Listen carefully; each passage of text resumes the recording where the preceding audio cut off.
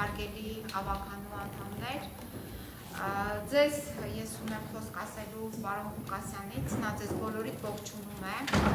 և խնդրել է, որպեսզի դուք լինեք ամուր, ինքը իհարկե ունի որոշ խնդիրներ առողջական, բայց այնուամենայնիվ միշտ ամուր է և իր մտահոգությունները միայն և միայն կապված են Գյումրիի ղեկավարման և ընդհանուր առմամբ մեր քաղաքական երկրի ապագայի հետ, այսինքն, բայց ես այս պահին այստեղ եմ իմ առաքելությունն է ձեզ փոխանցել որպես պաշտպան, որպես փաստաբանական խմբի անդամ իր առողջության կալանավորման պայմանների, ապօրինի կալանքի և ապօրինի այն մեղադրանքների վերաբերյալ ձեզ տրամադրել պարզաբանում, որովհետև շատ կարևոր է, որպեսզի դուք իմանաք, դուք եք ընտրել միասնական ուժերով, ավականու կողմից է ընտրվել պարոն Ղուկասյանը Գյումրու քաղաքապետ և նաև դուք որպես ավականու անդամներ մտահոգ եք ձեր քաղաքապետի առողջական վիճակի և կալանքի պայմանների հետ կապված։ Ես ընդհանուր առմամբ ներկայացնեմ, ուրեմն պարոն Ղուկասյանը դուք լավ եք ճանաչում իրեն, ես ճանաչեցի իրեն այս պայմաններում, նա այն անձնավորությունն է, ով չի տրտնջում կամ բողոքում իր առողջական խնդիրներից, բայց քանի որ կալանքի քննության ժամանակ ես նաև որպես փաստաբան պետք է ծանոթանայի նրա առողջական վիճակի վերաբերյալ փաստաթղթերի հետ, ապա արձանագրեցի, որ այո, պարոն Ղուկասյանը ունի լուրջ առողջական խնդիրներ և այդ խնդիրները ներկայացվեցին նաև դատավորին, սակայն դատավորը այդ ամենին նայեց մատերի արանքով և արդարացի դատական ակտ չկայացրեց և պարոն Ղուկասյանին կալանավորեց 2 ամիս ժամկետով։ Հիմա այդ խնդիրների մասին ես տեղեկացրել էի նաև քրեակատարողական ծառայության պետին, անձնակազմին և պարբերաբար ես այցելում էի պարոն Ղուկասյանին, հետևյալն էր, որ ոչինչ ես կդիմանամ, ոչ մի խնդիր չկա, ես ամուր եմ և սա է եղել պատասխանը և անսպասելի ինձ հայտնեցին, որ պարոն Ղուկասյանի առողջական վիճակը կտրուկ վատացել է և այդ վատացումը նկատել են անձնակազմը, այսինքն քրեակատարողական և հենց անձնակազմը ինքն է հրավիրել շտապ օգնության այդ ծառայությանը, ովքեր որ որոշում են կայացրել նրան հոսպիտալացնել Սուրբ Գրիգոր Լուսավորիչ բժշկական կենտրոնում։ Բժշկական կենտրոնը ցուցաբերել է առաջնային անհրաժեշտ բուժօգնությունը, որը եղել է նաև լուրջ միջամտություն։ Միջամտությունից հետո մի ամբողջ գիշեր անցկացվել,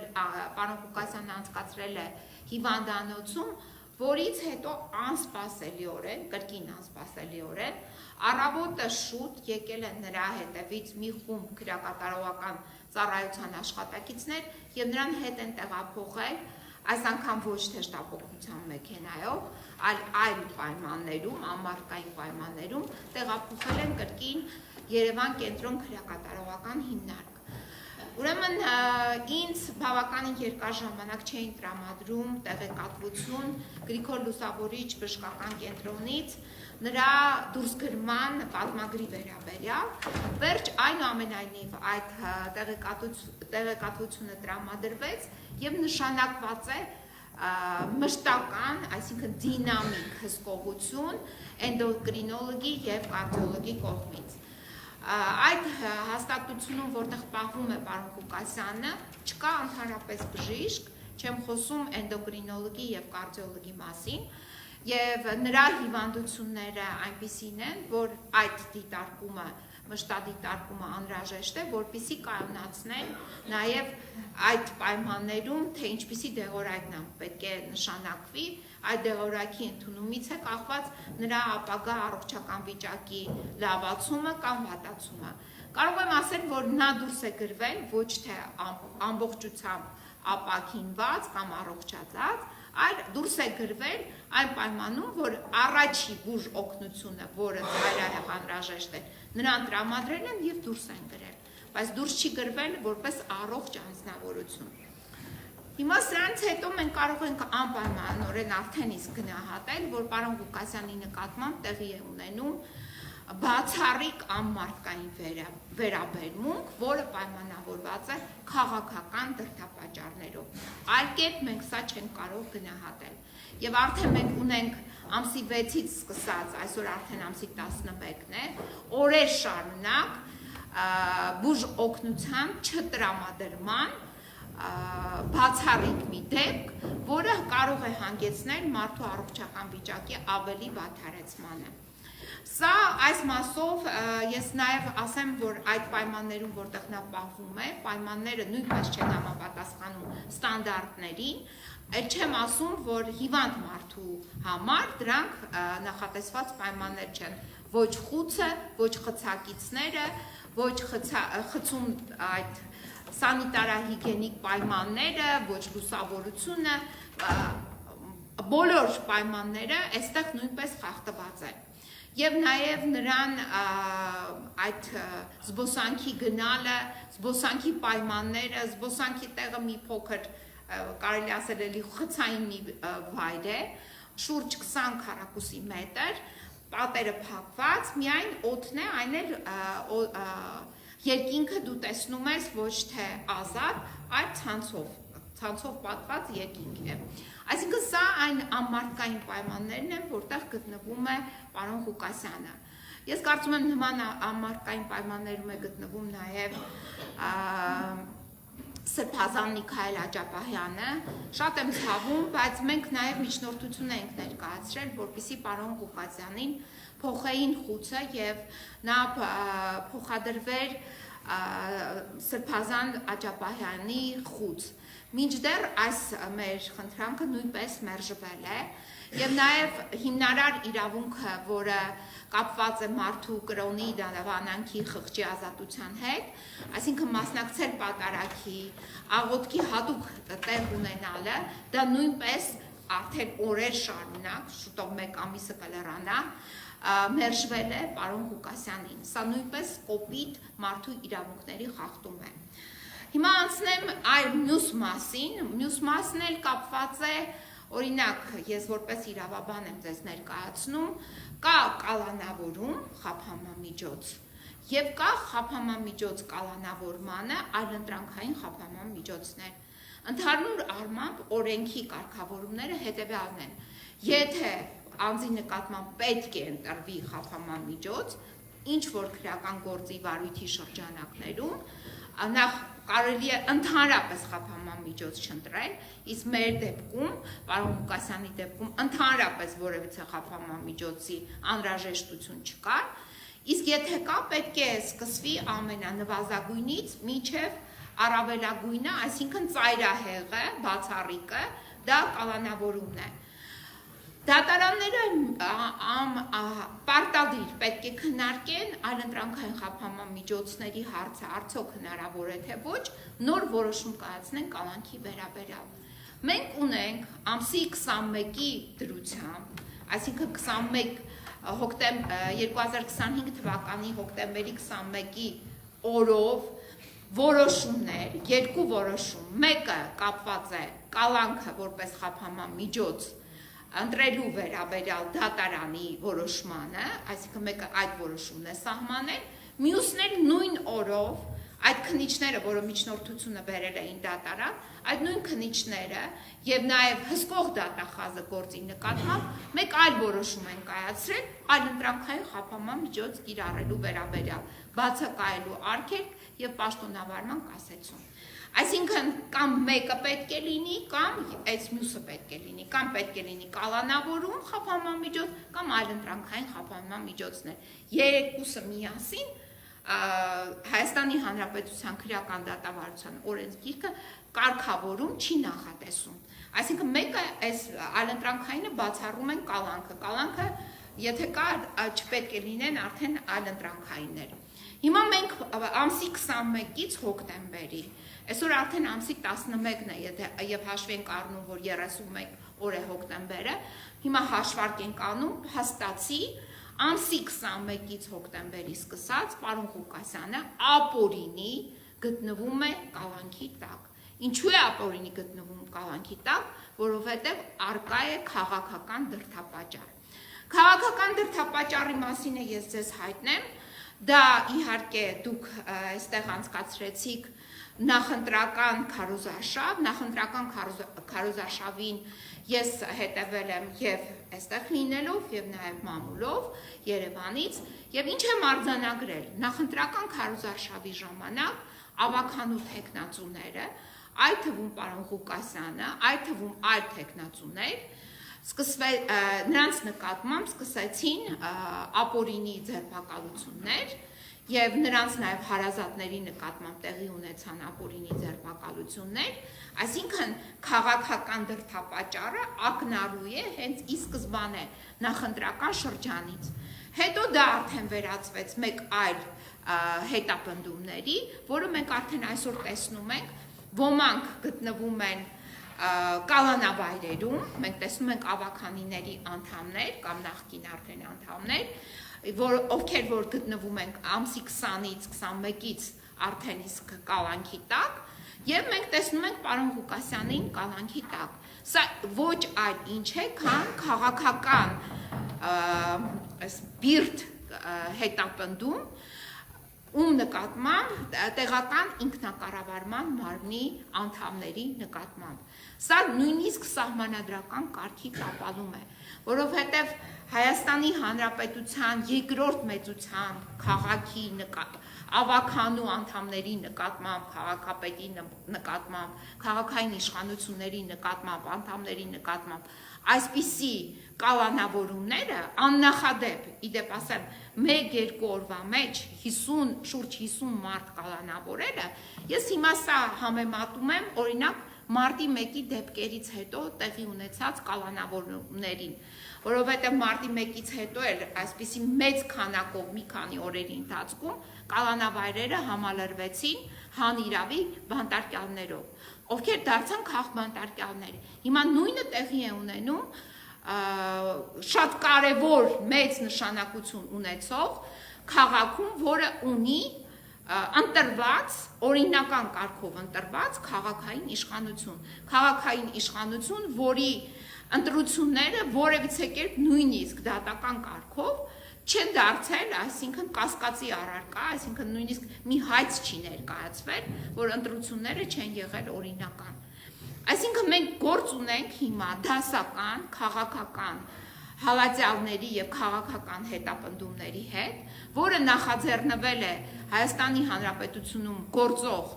գործադիր իշխանության ղեկավարի կողմից, ինչու եմ ես սա ասում, սա նույնպես հաստատված է, որովհետև հոկտեմբերի 1-ին 2025 թվականի ազգային ժողովի ամբիոնում հնչեց հետևյալ միտքը, հետևյալ կոչը բռնության, որ պարոն Վարդան Ղուկասյանին պետք է դուրս շպրտի քաղաքական եւ հանրային կյանքից։ Այսինքն այս կոչից հետո անմիջապես տեղի ունեցան այս վայրագ գործողությունները, իրադարձությունները, որոնք բերեցին ոչ միայն պարոն Ղուկասյանի կալանավորմանը, այլ բազմաթիվ ընդդիմադիր ավականիների կալանավորմանը։ Սա ուղղակի անթույլատրելի է եւ այս մասին մենք իհարկե բողոքները մեր հղել ենք տարբեր միջազգային կառույցներին, այդ թվում նաև այստեղի իրավապահ մարմիններին, բայց այնուամենայնիվ ես հավատացած եմ, որ դա լինելու է եւ բոլոր նրանք, ովքեր որ այս ամենը ապօրինի նախաձեռնել են, նրանք բոլորը կանչվելու են պատասխանատվության եւ դա ուշ չի լինելու։ Մենք դա կտեսնենք եւ այդ օրը անպայման մենք միասին չեմ ասում կտոնենք, բայց այնուամենայնիվ մենք միասին այդ օրը ականատեսը կլինենք, թե ինչպես են պատասխանատվության կանչվելու այդ բոլոր մարդիկ, ովքեր այս ապօրինությունները նախաձեռնել են։ Եկեք չմոռանանք, որ Գյումրին եւ Փարաքարը նույն օրը ընտրեց ընդդիմադիր ղեկավարներ, այսինքն նույն օրը։ Եվ մենք զգուշավոր ենք նաև այս պարագայում, որովհետև մենք ունենք արդեն հաշվեհարդար կյանքին զրկմամբ Փարաքարի քաղաքապետ, որը սպանվեց, եւ ունենք հաշվեհարդար Գյումրիի ավականու եւ քաղաքապետի նկատմամբ, ովքեր որ այսօր գտնվում են բանտերում, եւ ունենք բացի այդ Գյումրիի քաղաքապետարանի նկատմամբ զորքի դիմակավորված եւ ոստիկանական զորքի հարձակում եւ Գյումրիի քաղաքապետարանի գույքի փչացնում, ոչնչացնում, այսինքն պատճառված վնաս նաեւ գույքային տեսքով, որը տեղի ունեցավ Գյումրիի քաղաքապետարանում։ Իդեպ ձեզ ասեմ, իմ հարցումների հիման վրա ես ձեզ տեղեկացնում եմ, որ այս օպերացիան ամսի 20-ի, երբ հարձակվեցին Գյումրիի քաղաքապետարանի վրա, դա նախապես մշակված օպերացիա է եղել, որովհետև ինչպես է դա մշակվել։ Ուրեմն Գյումրիի քաղաքապետին սկսել են գաղտնալսել, այսինքն նրա նկատմամբ դատական ակտ է կայացվել գաղտնալսումների օպերատիվ հետախուզական միջոցառումների անմիջապես հետո, երբ նա ընտրվել է քաղաքապետ, այսինքն ապրիլի 28-ին դատական ակտ են կայացրել, որի մասին մենք իմանում ենք վերջերս, որ պետք է ամբողջությամբ գաղտնալսեն, իդեպ ես սա ասում եմ նրա համար, որպեսզի մեր բոլոր ավականի անդամները չվախենան իհարկե, երբեք չվախենակ որևիցե մեկի շանտաժից, բայց այնուամենայնիվ ես չեմ բացառում, որ ձեր նկատմամբ է կարող է լինել նման ակտեր, իմ նկատմամբ էր, որովհետև այդ ակտերը չեն ընդունվել օրենքով սահմանված կարգով, բայց նրանք ունեցել են մուտք դեպի ձեր անձնական կյանքը եւ դեպի ձեր ընտանեկան կյանքը։ Ուրեմն այդ որոշմամբ նախատեսվել էր ոչ միայն գաղտնալսել օրինակ աշխատավայրը կամ այստեղ միջանցքները, այլ նաեւ նախատեսվել էր գաղտնալսել պարոն Ղուկասյանի բնակարանը, որտեղ նա ապրում է իր ընտանիքի անդամների հետ։ Սա շատ վտանգավոր երևույթ է ընդհանուր առմամբ մեր հանրապետությունում եւ մեր քաղաքացիների նկատմամբ։ Իհարկե այսօրվա տեխնիկական պայմաններում բոլորին կարող են առանց այդ դատական ակտի լսել, բայց այնուամենայնիվ երբ պետությունը մուտք է գործում այդ տարածք, դա պետք է լինի բացառիկ պայմաններում, իսկ մենք չունենք այդ բացառիկ պայմանները, բայց ունենք պետության կողմից հրահանգում մտնել նաև անձնական կյանք եւ ընտանեկան կյանք։ Թեպետ որևիցե մեկի չեմ կասկածում ընտանեկան կյանքում ինչ որ եսի միջեր լինեն, որ հետաքրքրեն այդ մարդկանց, բայց այնուամենայնիվ իրենց այդ բարոյական կերպարի մասին, ոչ բարոյական կերպ, անբարո կերպարի մասին եմ ես հիմա ասում։ Հիմա մեր վաղեմության մասին եկան ուրեմն ամսի 20-ին։ Դուք պատկերացրեք Երևանից բերել են ոստիկանական ուժեր։ Միջև Երևանից ոստիկանական ուժերը գային հասնեին Գյումրի, նրանք արդեն առավոտը ժամը 6-7-ի սահմաններում, առավոտ լուսադեմին եղել են Գյումրիի մատույցներում այդ զորքը։ Այսինքն պատրաստվել են եւ 10-ին ժամը մոտավորապես Գյումրի քաղաքում սկսել են այդ իրենց ապօրինի, այսպես կոչված, չգիտեմ, Գյումրիի քաղաքապետին կամ Գյումրիի քաղաքացիներին ահաբեկելու օպերացիան են սկսել եւ սա ակնհայտ է, որովհետեւ իրենց ուրեմն ես նաև քրական դատավարության այս կարգավորումներից մեջ բերեմ պարոն Ղուկասյանի նկատմամբ հանրային քրական հետապնդում հարուցելու որոշումը կայացվել է ամսի 20-ին։ Ամսի 20-ին, այսինքն այդ դատախազը, որ այդ որոշումը որ կայացրել է, այդ դատախազը պետք է առավոտը աշխատանքային ժամին ժամը 9-ին գոնե առնվազն գար աշխատանքի այդ որոշումը կայացնել, բայց արդեն ժամը 6-ից 7-ից այստեղ արդեն ձեր քաղաքի մատույցներում ոստիկանական, չգիտեմ, ԱԱՑ-ական մասկաներով, հագուստներով եսիմին զորքեր են կուտակել։ Եվ սա նույնպես ընդգծում է իրենց քաղաքական պատվերը, որի անհրաժեշտությունը բացարձակ չկար, եւ ասեմ ձեզ դրա համար նախապես 2 օր առաջ էր հոկտեմբերի 18-ին այդ հակակոռուպցիոն կոմիտեն, որը կոռուպցիան մեր երկրում ծաղկում է բոլոր բնակավար, հատկապես բարձրաստիճան պաշտոնյաների շրջանակում եւ այլ վայրերում, որ կոռուպցիան ծաղկում է, այդ կոռուպցիաներներով չեն զբաղվում, բայց ստեղծում են 21 հոգանոց ամսի 18-ին հոկտեմբերի քննչական խումբ, որպեսզի կատարեն ամսի 20-ին, այստեղ այս գյումրեցիների ահաբեկչության օպերացիան 25 հոգի քննիչ են ներգրավում, այդ թվում բերում են այլ տեղերից քննիչներ, որովհետև երևի չի հերիքում իրենց այդ քննչական խումբը, եւ փորձում են այս գրեհիկ փնթի անգրագետ այս քրական գործը կարել պարոն Ղուկասյանի նկատմամբ։ Այն ինչ որ իրենք հրապարակել են այդ ձայնագրությունը, որը խշշոց է, չես հասկանում, դա ինչ է, ով է այդտեղ խոսում, ինչ ձև են դա կազմել այդ ձայնագրությունը, ինչպիսի արհեստական բանականություն են օգտագործել, ում ձայն են օգտագործել, որտեղից են ինչ կտրել։ Ես ես ասեմ հիմա դատարանում մենք չենք լսել, ոչ է դատավորն է լսել, որևիցե մի ձայնագրություն։ Դատարանում չի ներկայացվել որևիցե մի ձայնագրություն ապացույց, որը կարող էր հիմնավորել այն հիմնավոր կասկած հասկացությունը, որը անհրաժեշտ է մարդուն կալանավորելու կամ նրա նկատմամբ խափանման միջոց կիրառելու համար։ Մենք չունենք ոչ մի ապացուցողական հիմք։ Որևիցե մեկը չի եկել ասել, որ պարոն Ղուկասյանը իրենից ինչ-որ մի բան է պահանջել, ինքն է ինչ-որ մի բան է ասել։ Նման ցուցմունք նույնպես գոյություն չունի։ Այսինքն, այդ ինչ-որ մեղսագրվում է, այդ ինչ-որ փորձում են կպցնել, դրանք հասկացան, որ այս մասով հնարավորություն չունեն։ Մեկ է մի քանի օր անց, ամսի 24-ին, հոկտեմբերի, բերում են մի հատ այլ հիմարություն։ Երբ նա հայտարարություններով հանդես է եկել սեպտեմբեր ամսին, գտել են, որ դրանք ինքնիշխանության դեմ հայտարարություններ են, կոչեր են եւ այդ մասով են բերել մեղադրանք։ Հիմա լավ, այդ հակակոռուպցիոն կոմիտե կամ այլ քննիչներ, քննչական